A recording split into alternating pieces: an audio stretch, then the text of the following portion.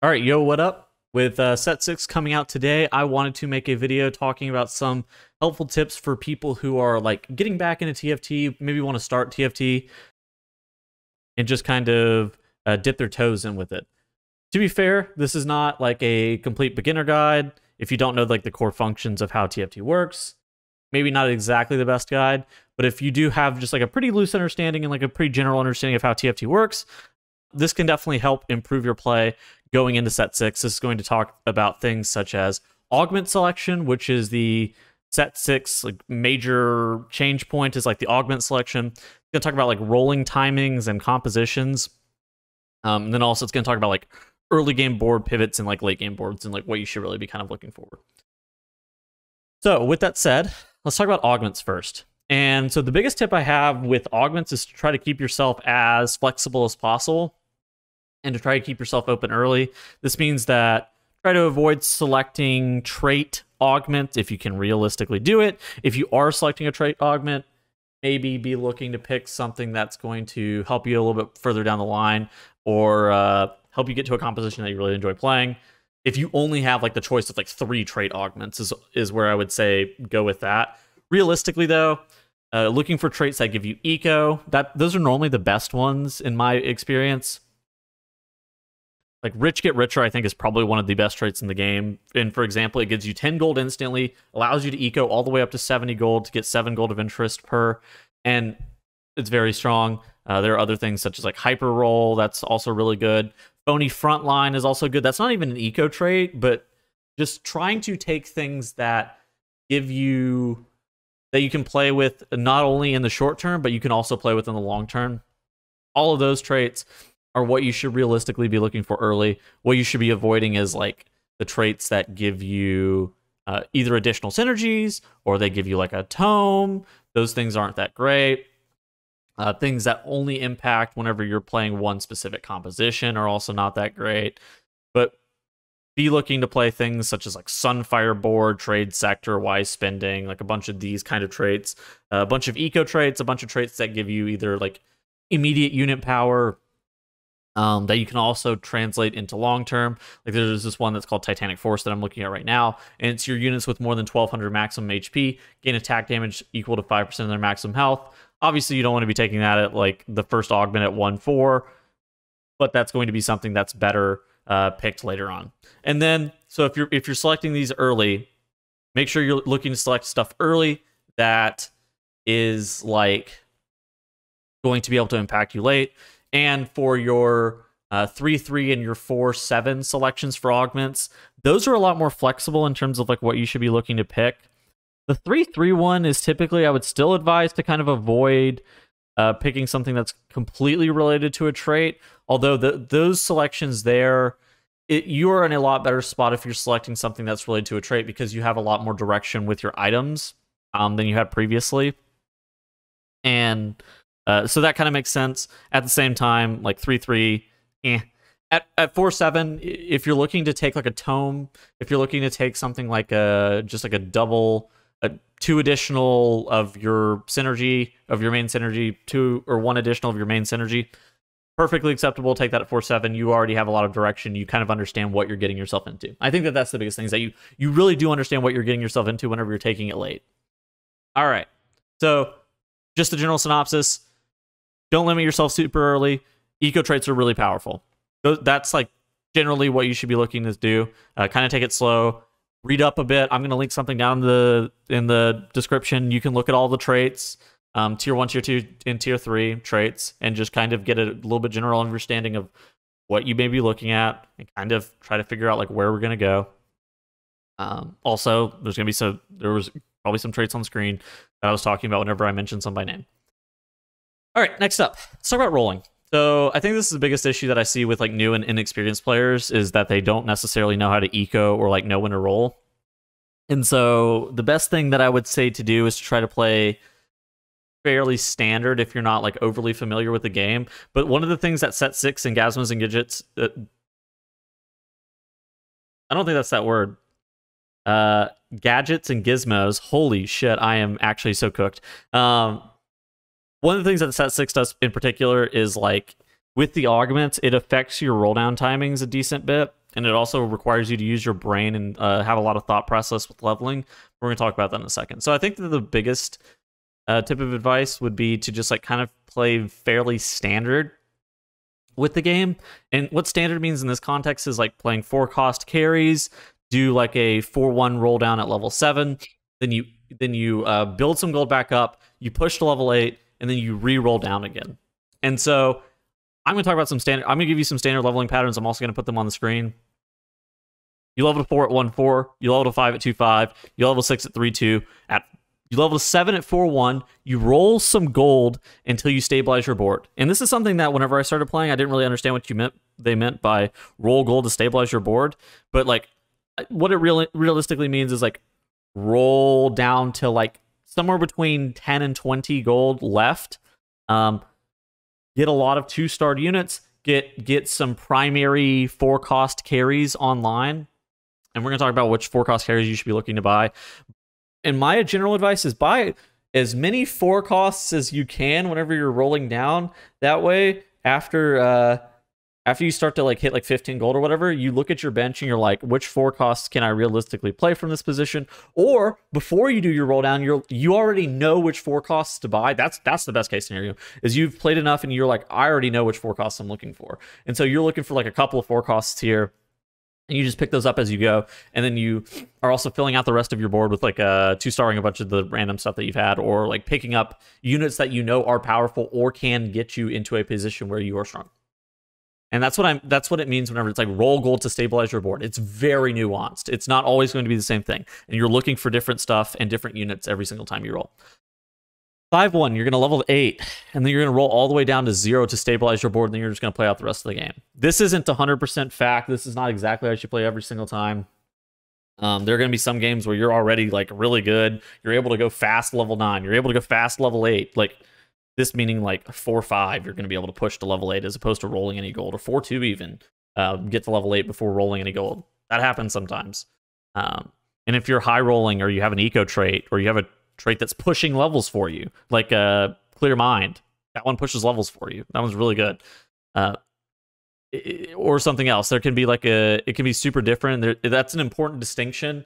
This set in particular, like I was talking about, is that like you have to use your brain with rolling and leveling. But whenever you're doubting yourself, just kind of push levels first and then roll for units second. I see this is one of the biggest things that you need to know, is push levels first, roll for units second. I see people that roll for units first and push levels second, and it's always a mistake. Rolling for units, unless you are about to die, is like, especially in the early game, unless you are going to die, do not do it. If you are rolling for units at level 5 or level 6, you are probably going to go 8th. And it will improve your game a lot if you just kind of loosely follow what I just said. Let's talk about early game boards, pivots, and then late game boards. So first off, I think we want to talk about like late game boards, and I think the reason for that is because it kind of tells you where you want to go with your direction. So right now, I would say that AD comps are some of the strongest comps you can realistically play. Plus, they're the most flexible. They've made a lot of 4-cost AD carries for this set, and I mean, they kind of feel interchangeable with their items. It's kind of like, if you played in set 5.5, there was like Lucian, Draven, Aphelios. There was another one. Oh, Jax. Lucian, Draven, Aphelios, and Jax. And all 4 of those guys could realistically like wear the same AD items interchangeably somewhat. And so whenever you were rolling down at 4-1, you were just kind of picking up all of them and being like, all right, which one do I really want to play? Kind of similar situation with this. They made a lot of 4-cost AD characters for this set. Fiora and Yone are both Challenger. They're both 4-cost. They're both Challengers. They're both AD carries. Both of them are very good, and typically they're played in the same compositions. You will main carry one of them, and you'll off carry a second one. Typically, it's like, it really depends on your items. I personally prefer like main carry Yone, off carry Fiora with like some secondary items on her. It really just kind of depends on what you hit. If you hit like a Fiora 2 super early and you don't even have a Yone, yeah, just main carry Fiora. Fuck it. Like, just play to win, right? Play to win rounds there. So that composition's really good. Yone, Fiora, Challenger. If you're playing like Yone carry, having like a 4 Academy is also like really strong. 6 challengers pretty good, 4 challengers pretty good. That composition is very flexible with what you're playing. So you're also going to want to try to play some serious frontline units. General frontline units that are kind of good with this composition are like some Mundo, Zac, Chemtech stuff. Bruiser stuff is normally pretty good because those are Bruisers and Chemtechs. So you can easily get Bruiser 2, Chemtech 3 in. Braum Leona, also pretty strong in that composition because then that'll allow you to get Academy 2 with just Yone and Leona. And then Braum gives you Bodyguard. Braum also very powerful tank 4 cost. That's what you're kind of looking for frontline with that kind of composition. A lot of the times you're just kind of like building your own frontline with a lot of these compositions this set. And that's something that's kind of weird from other sets is like you need to be able to just build your own frontline and just kind of pick out units that you know are fairly sturdy. All right, next so Fiorione, both 4 costs, both very powerful, and wear basically any 80 items. Jhin, another unit that's fairly strong. Jhin honestly, Jhin can wear basically any 80 item as well. He does have this weird scaling where he gets AD based on how much attack speed he has.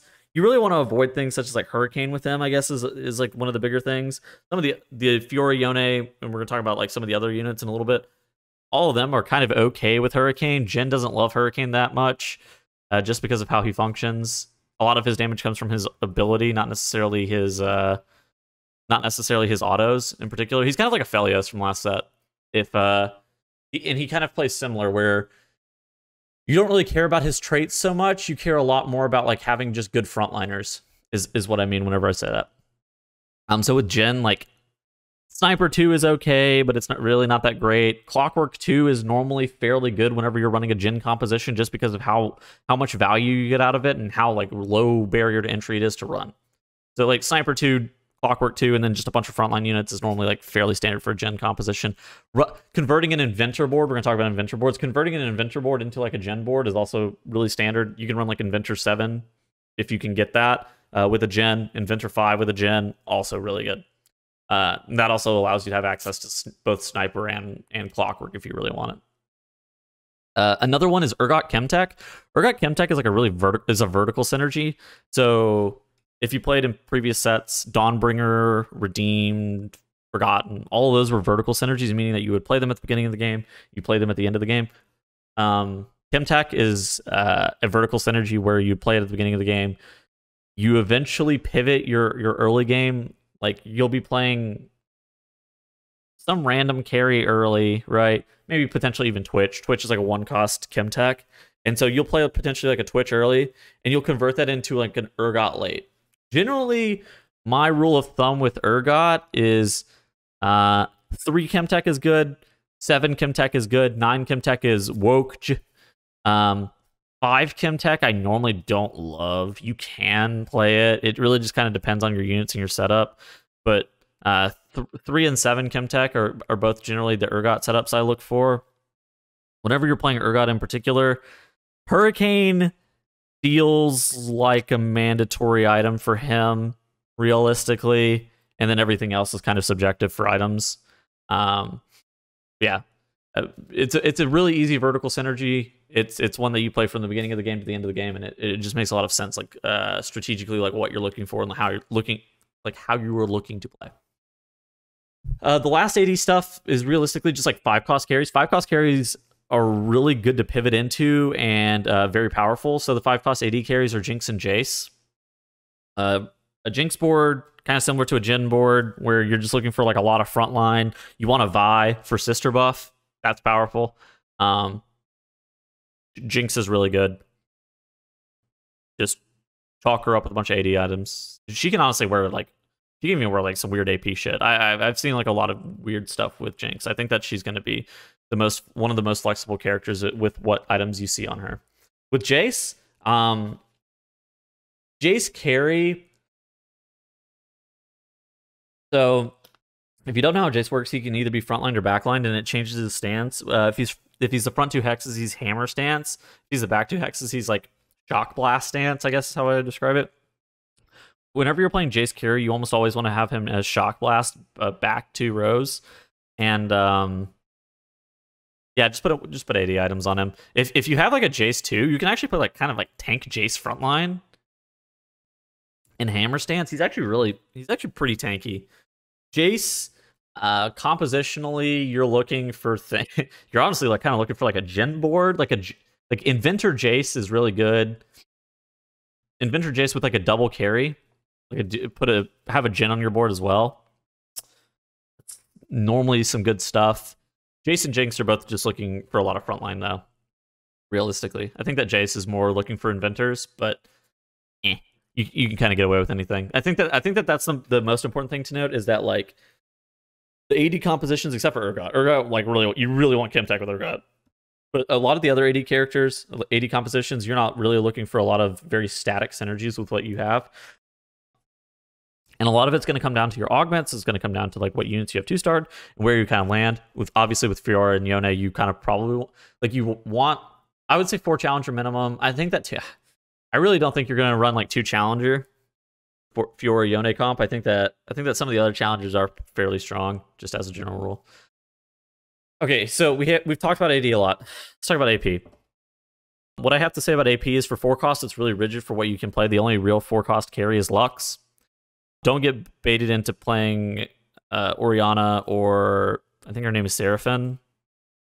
She's an inventor and a socialite. I think her name is Seraphine. It's a league character that I've never seen before. Lux is the only real 4 cost carry, and generally with Lux, you're looking for Academy and Arcanist, and I think that it's fairly flexible with how many Academy and how many Arcanist, but you want a little bit of both. I don't think I would play more than 4 Arcanist unless you're going to play 8. But even then, like I wouldn't play 8 Arcanist unless you have like multiple spats or like a tier 3 augment for it. I don't think that 8 Arcanist is really worth pushing up towards just because of the amount of board power that you're going to be losing by playing that much. So I think that like 4 Arcanist is probably my maximum. Then you play some amount of Academy units. For Lux items, realistically, you're looking for just like either a blue buff and 2 AP items or like 3 AP items. She gets mana back whenever she kills a unit, so having that killing power on her is very strong. Jewel Gauntlet plus Infinity Edge, really good on her. If you have like Jewel Gauntlet plus Infinity Edge plus a Death Cap, you're probably going to one-shot some units, and then you're going to get a lot of your mana back. Then she's going to melee once, and then she's going to blast again. If you have a blue buff, she's going to be casting a lot, though. Lux is pretty good. Definitely one of the only AP... It is the only AP 4 cost, realistically, right now that you can play. Other AP options, 5 costs like Kai'Sa and Victor are both really good. Kai'Sa wants as many Jewel Gauntlets as you can possibly give her. Victor doesn't cast a lot, but Victor is kind of cracked. If you have like a Shojin and you high roll a Victor early, he is really good. Again, similar situation though. Don't go more than four Arcanists with Victor. You can even play like you probably can't play that many. You probably can't play that many Chemtech with him. You could probably play like 5 Chemtech with him or something like that. 5 Chemtech for Arcanist, some shit, some weird board shit. But ultimately, just try to be as flexible as possible. Nothing feels like super rigid in terms of like how many traits you're going to be running for each composition. So you're going to be in a situation where you're able to kind of build your own board. Just try to get some synergistic value with your main carries, but build good front lines, is what I would say. And so good frontline units right now, like I was talking about, Braum plus Leona frontline with Bodyguard, very powerful. There's like Mundo plus Zac Chemtech frontline. That's also very strong. Mundo is one of the best frontliners in the game. Braum is one of the best frontliners in the game. Beyond that,